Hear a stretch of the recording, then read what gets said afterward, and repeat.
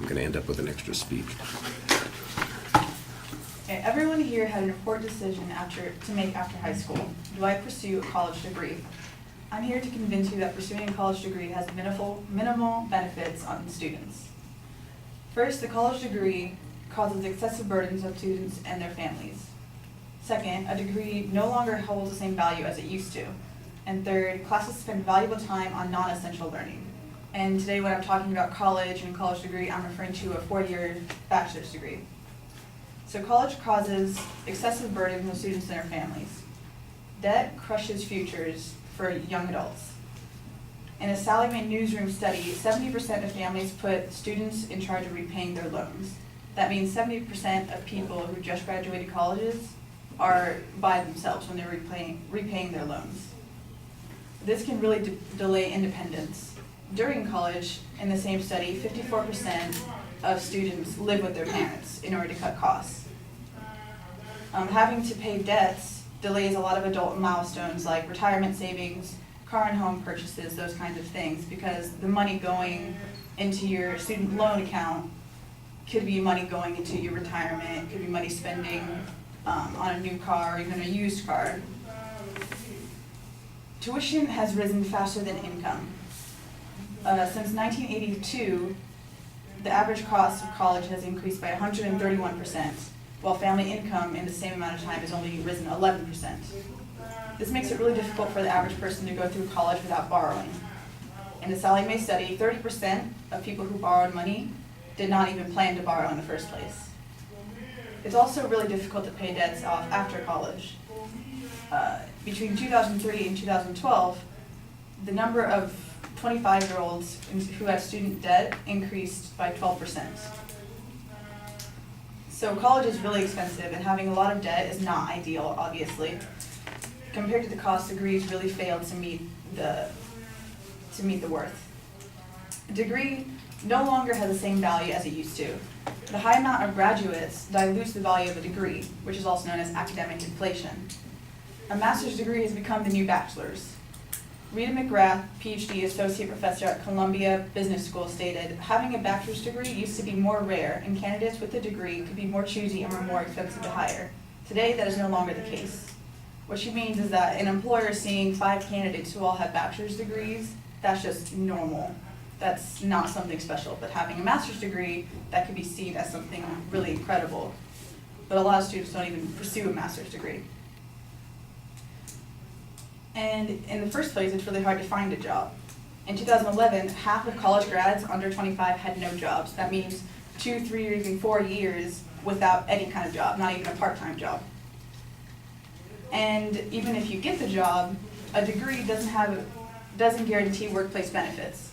The Department of Labor in 2008 said that 17 million grads were overqualified in their jobs. These are people with retail jobs, waitress jobs, and fast food jobs.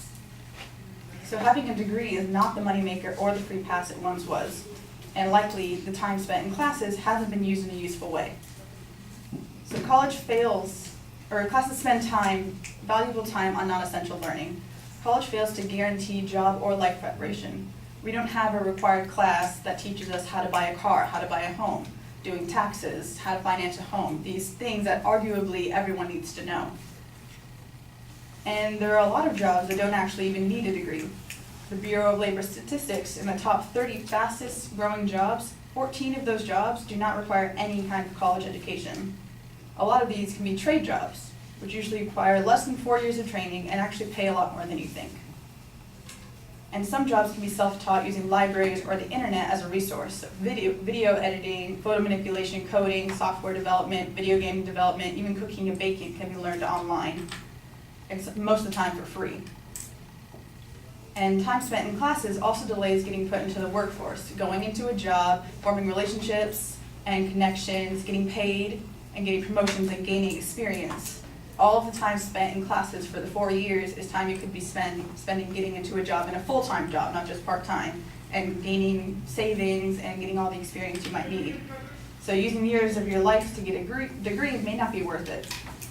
So a college degree has minimal benefits to students. The cost is extremely high and riddles students with debt.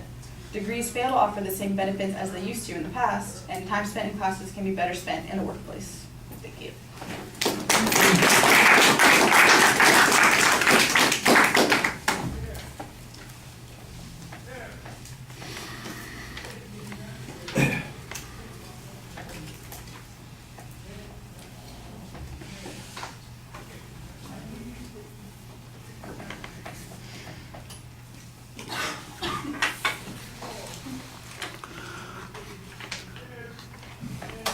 All right. Most of the evidence is really solid. You've got good statistical information. Obviously, you've got a preponderance of statistical information when it comes to debt and the jobs issue. I thought you did very good on that. Lots of statistics. The examples, you had a couple of hypothetical examples to illustrate your point. I did like the one quote that you had that talked about, the bachelor's degree, for instance, as being now kind of a minimum sort of thing. I think you needed to have a little bit more authority of people who talk about either the need for academics or the lack of need for academics or the future job markets, maybe making some projection there. I think a little additional information would have been helpful.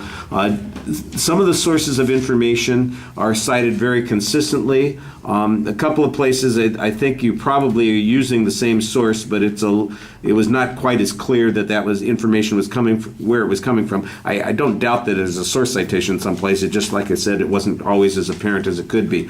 The one problem that I had with the organization and the body of the speech is that after previewing the material very effectively, the claims that do come up, they need a little bit more signposting in the body of the speech. I'm listening carefully so I could hear the claims when you're presenting them, but audiences are sometimes a little lazy, and you want to give them that extra signal that says, here's the claim that I told you was coming, here it is, instead of just hoping that they pick it up because you said the claim.